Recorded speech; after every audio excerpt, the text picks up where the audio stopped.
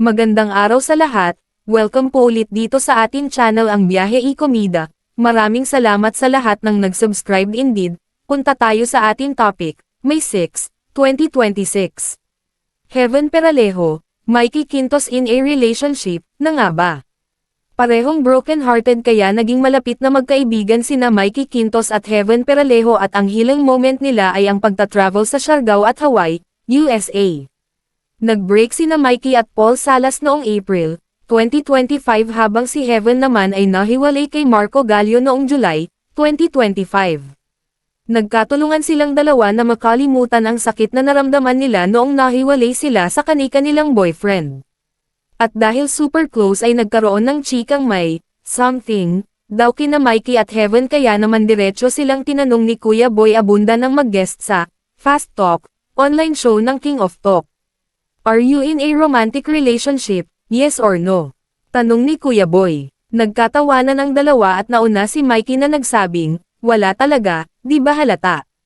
Hindi po. Sinegundahan din ni Heaven ang sinabi ni Mikey, hindi po. Aware naman ang dalawang aktres na may ganung chismis sa kanilang dalawa na nababasa raw nila sa internet pero dinedma lang nila. Isa pang diretsong tanong ni Kuya Boy kay Mikey kung kumusta na sila ni Paul. Ang galing mo talaga Tito Boy. We're good. Last night nanood ako ng game, bida sa arena, nakita ko siya roon. We were able to talk nung bachelor's party ni Mikoy Morales. Yes, we talk and I won't gonna deny it was still painful. Masakit pa rin pero yung usap naming ito compared to our breakup last year is so much better like I told myself saying to him dito sa usap na ito ang gusto kong usap last year. Sabi ko sa kanya, Paul, ito yung kinailangan kong closure last year. Akala ko nga hindi ko makukuha but at least nakuha ko pa rin, pagtatapat ni Mikey. Friends pa rin ba sina Heaven at Marco? Nasambit muna ng aktres na, it was a beautiful love and I come to think about it na I realized then na hindi naman lahat ng tao ay stayed forever in your life and sometimes dapat nandoon lang siya sa season na yun ng istorya ng buhay mo pala. Ako kasi Tito ako Mary ako, akala ni Heaven doon magtatapos, so, maybe nagkaroon ng miscommunication, or maybe hanggang ganuhan lang talaga and that's fine. Balik tanong ni Kuya Boy kung messy breakup ang nangyari kina Heaven at Marco. May breakup bang maayos? Mabilis na sagot ng dalaga. Inamin ding painful ang hiwalayan ng dalawa, because you have this expectation but then again matanda na tayo Tito Boy and we accept that everyone has flaws. Ako rin naman and siya rin and maybe hanggang doon na lang kami and it's fine kasi at some point minahal namin ang isa't isa the best that we can, paliwanag ni Heaven.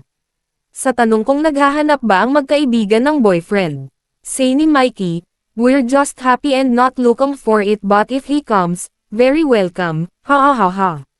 A man would never complete me or us, sabay tingin kay Mikey, katwiran ni Heaven.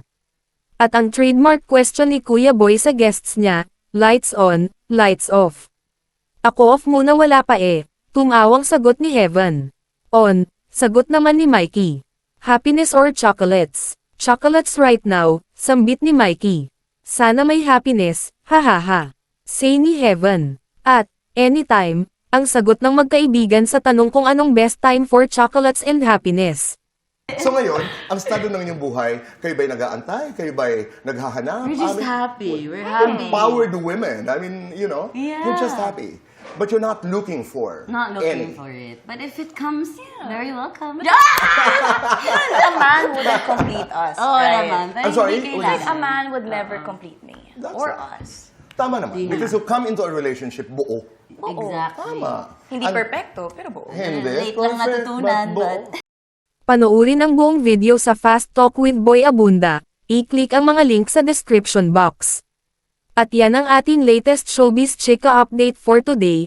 Please like and share ang video at huwag kalimutan mag-subscribe, i-click ang notification bell for more showbiz chika updates at suportahan po ang ating Facebook page. Maraming salamat sa lahat ng nag-subscribe indeed. Magandang buhay sa lahat, adios!